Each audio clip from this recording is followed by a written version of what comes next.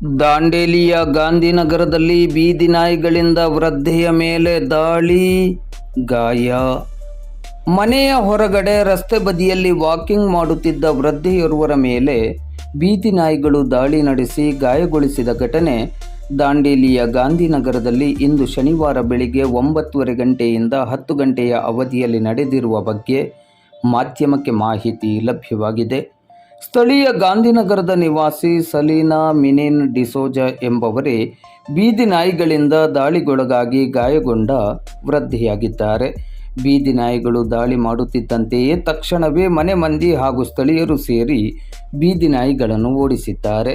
ಗಾಯಗೊಂಡಿರುವ ಸಲೀನಾ ಮಿನಿನ್ ಡಿಸೋಜಾ ಅವರನ್ನು ಚಿಕಿತ್ಸೆಗಾಗಿ ನಗರದ ಸಾರ್ವಜನಿಕ ಆಸ್ಪತ್ರೆಗೆ ಕರೆತರಲಾಗಿದೆ. ದಾಂಡೇಲಿ ನಗರದಲ್ಲಿ ಬೀದಿ ನಾಯಿಗಳ ಹಾವಳಿ ದಿನದಿಂದ ದಿನಕ್ಕೆ ಏರಿಕೆಯಾಗುತ್ತಿದ್ದು, ಇವುಗಳ ನಿಯಂತ್ರಣಕ್ಕೆ ಅಗತ್ಯ ಕ್ರಮವನ್ನು ಕೈಗೊಳ್ಳಬೇಕಾಗಿದೆ. ಹೆಸರೇನಮ್ಮ? ಸಲೀನಾ. ಎಲ್ಲಿ ಮನೆ? ಗಾಂಧಿನಗರ. ಏನಾಯ್ತಮ್ಮ? ನಾಯಿ ಕಡ್ದೈತಿ. ಮನೆದ್ದ ಬೀದಿ ನಾಯ? ಎಲ್ಲಿ ಬೀದಿ ನಾಯಿ. ಈಗ ಹಾಸ್ಪಿಟ್ಲಿಗೆ ಬಂದ್ರಿ. ಬೀದಿ ನಾಯಿಗಳದ್ದು ಸಮಸ್ಯೆ ಅಲ್ಲಿ ಭಾಳ ಇದೆ. ನಮ್ಮ ವಾರ್ಡ್ದಲ್ಲಿ ಗಾಂಧಿನಗರದಲ್ಲಿ ಬೀದಿಗಳ ನಾಯಿ ಭಾಳ ಇವೆ.